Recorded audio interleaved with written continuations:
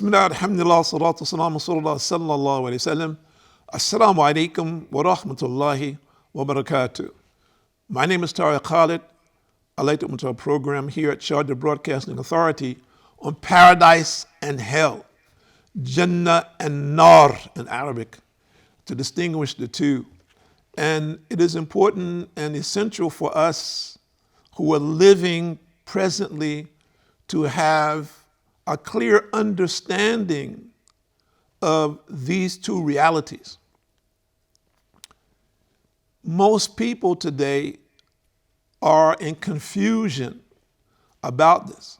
And of course, it's understandable because many people have left religious teachings, and we find that the prophets of Allah and the messengers of Allah all talk to people at different ages. If we talk about Jesus, alayhi salam, if we talk about Moses, alayhi salam, and the Prophet Muhammad sallallahu alaihi wasallam, clearly and distinctly talked about the hereafter, the paradise, the hellfire, the heaven and hell. And many people among the Jews and Christians historically, they were very much educated in the reality of this in the previous scriptures. Now, if we look at where we stand today, Allah knows best, and I'm not the judge. But if we're just look at the era that we're in today and how this is presented to us, and we just take an example. If we just take the word paradise, if I say paradise to you, my viewing audience, what are the first things that come to your mind? And I'm not talking about Muslims. I'm talking about non-Muslims. Okay, and even some of the Muslims. Today we have what? Paradise Island, right? It's a beautiful place where you go and you have enjoy vacation and so forth. You have Paradise Voyage, where you go on a beautiful ship on a voyage, as an example. You have Paradise Bar and Grill, where the men go to drink, okay, and hang out. And then you get Paradise Discotheque, where the people go to party and hang out, as an example, and on and on and on. And even we have women named Paradise. So if we look at this set of circumstances, we can see the influences of our desires and how it has distorted the reality of what paradise is and made it worldly. Even though people says, well, you know, I know paradise is something in the hereafter, and it's this fantastic situation in this heaven and so on and so. But really, Satan, through his influences and those things which he's using to influence our minds, our deeds, and our actions, has influenced us in such a fashion to take our mind away from the reality of that and the work that is required to do to attain it. And if you just think about it, and I want people to think about it, you know, and I'd like, of course, to hear what the general public's impression of that is. That's my impression that, you know, I've seen globally over a period of years that I've lived and experienced in talking to people. And I find that most people today, or let's say many, are very confused about what happens after we leave this world and what is the state of affairs that we will find ourselves in, and what is it that we can do today to impact what's going to happen with us tomorrow. So I'm going to start from Surah number 4. This is chapter number 4, Surah An-Nisa, and verse 120. And Allah says more or less, he's talking about Satan here, Bismillahir-Rahmanir-Rahim, makes promises to them and arouses in them false desires. And Satan, promises are nothing but deceptions. And then Allah says, the dwellings of such people is hell, and they will find no way of escape from it. So if we look at that, what has happened in many instances now, we have become slaves of our desires, and we have lost the determination that is required to do the deeds and actions of the people of paradise. And we see those people as extremists in many instances, and that, well, the norm is to do A, B, C, D. And now it's very interesting because we're seeing it on political level, corporate level, that as an example, that many things which were not acceptable, and even this medium, the television, many of the things that we see on television when I was growing could not happen. Forbidden, as an example. Now that has all been cast away, as an example, which also becomes a means of us losing sight. And that's not also dealing with all of the illusions that are being propagated to take our minds away from the real paradise and to take our mind towards this fancy existence that we live in. And then Allah continues in verse number 122. But those who believe in the oneness of Allah and do deeds of righteousness, we shall admit them to gardens under which rivers flow. This is talking about in the paradise. We say it in Jannah. To dwell in therein forever. Allah's promise is truth, and whose words can be truer than those of Allah? And of course, none. If Allah's promise is nothing, Allah's promise is true.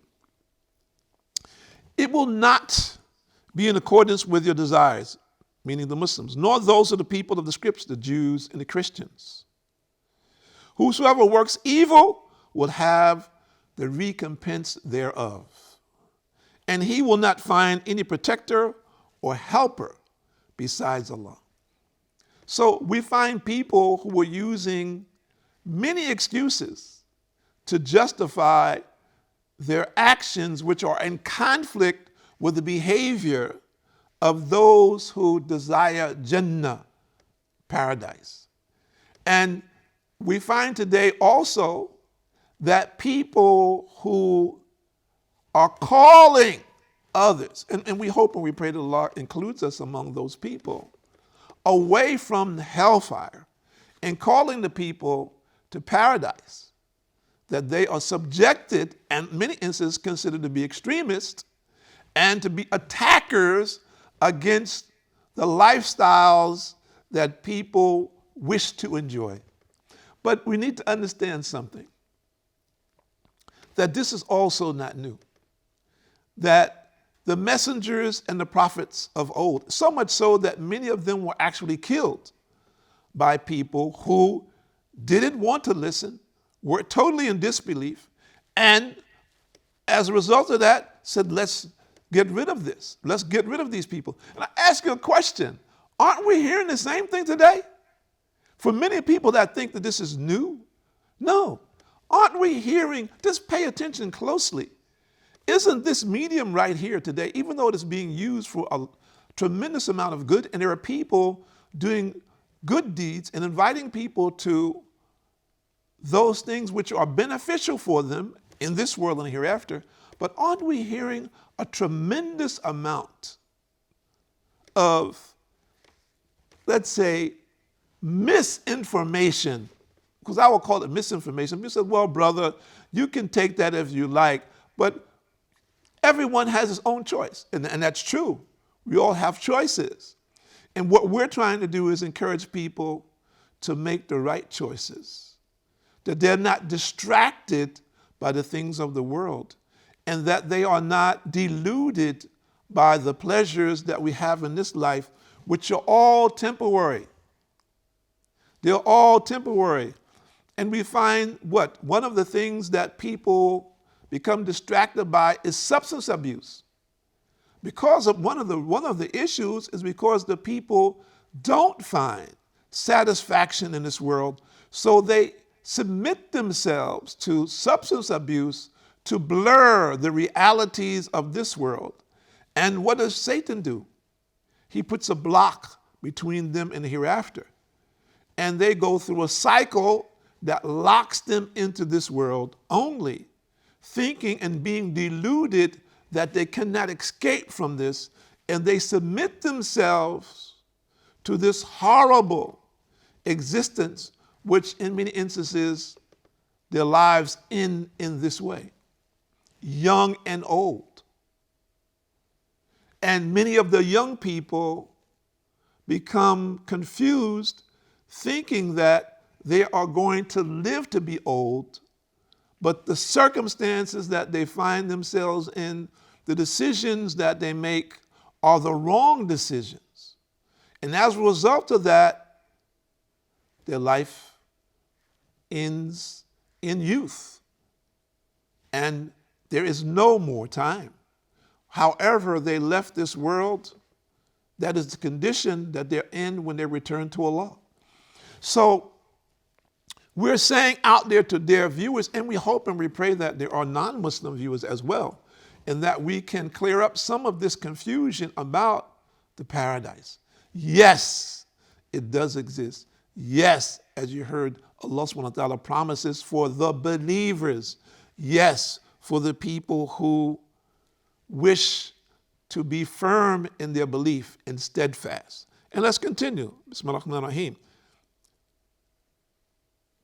In verse number 124, and whoever does righteous good deeds, male or female, is a true believer in the oneness of Allah, meaning a Muslim, such will enter paradise, and not the least injustice, even to the size of a naqariya, which is a speck.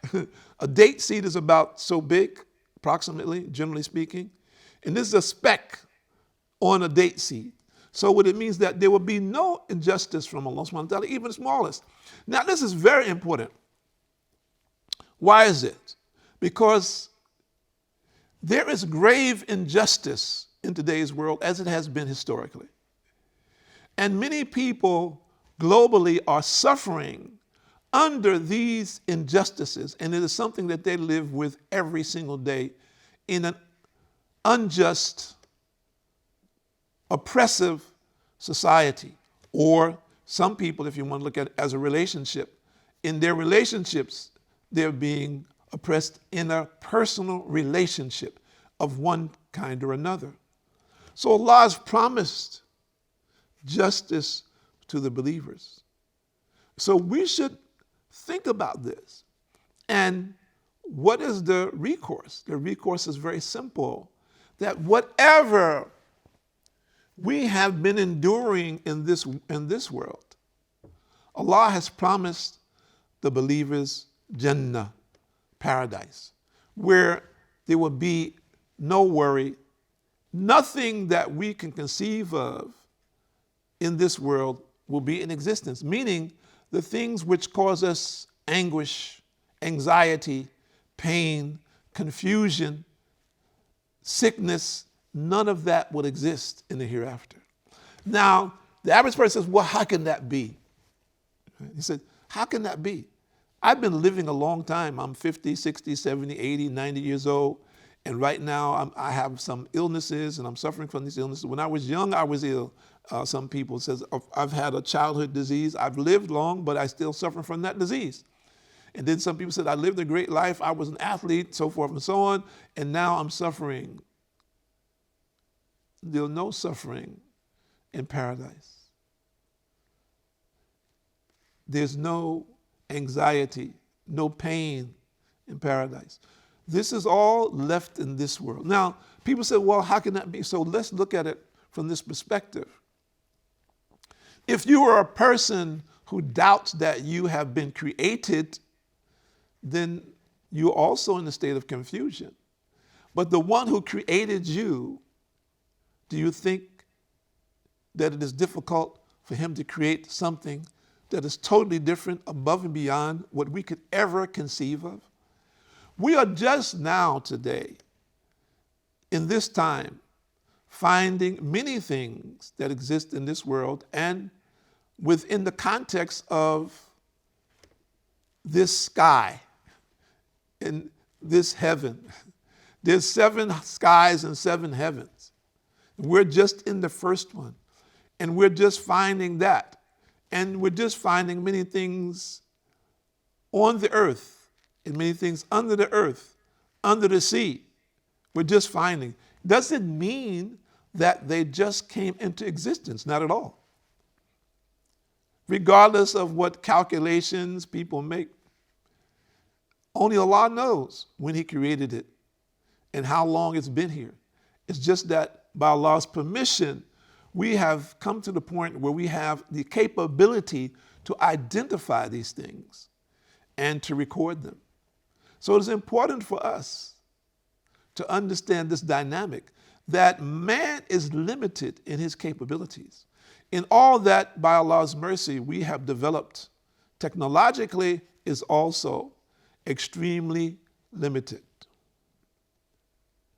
And Allah continues in verse number 25. And who can be better in religion than one who submits his face, himself to Allah, and follows the religion of Islamic monotheism? And he is a good doer, meaning muhsin, he is a good doer, and follows the religion of Ibrahim, the Hanif, which is Islamic monotheism, and to worship none but the one and only, Allah alone. And Allah did not take Ibrahim as Khalil, his intimate friend. He did take him as, we call Ibrahim Khalil, the friend of Allah, that Allah subhanahu wa ta'ala gave the Prophet Ibrahim alayhi salam special recognition, special treatment. So if we understand that, then we're calling back meaning for the people that don't understand that people have always been invited to the oneness of Allah. And understanding the oneness of Allah is what will give us, and implementing in our life will give us the reality of what's going to happen in this life and the hereafter. And to all belongs Allah that is in the heavens and in the earth. And Allah is ever encompassing all things. And we're going to skip to verse number 131. And to Allah belongs all that is in the heavens and all that is in the earth. And verily, we have recommended to the people of the scripture before you and to you, O Muslims, that you all fear Allah. Talking about the Christians and the Jews. And keep your duty to Him. But if you disbelieve, then to Allah belongs all that is in the heavens and all that is in the earth. And Allah is ever rich, free from all wants, worthy of all praise. Meaning that Allah has no needs. Allah has no need. Allah has always been, will always be. He doesn't sleep, He doesn't eat. He has always been in existence, and all that we see and are aware of and conscious of is that which He has created. So the paradise is something that He has created for the believers. So it is up to us to take the steps and be among those who are most pleasing to Allah, that He will grant us this paradise. My name is Tariq Khalid. I'd like to thank you for joining us here at Sharjah Broadcasting Authority in Sharjah, the UAE. And we look forward to seeing you on future programs here on Paradise and Hell. Assalamu alaikum wa rahmatullahi wa barakatuh.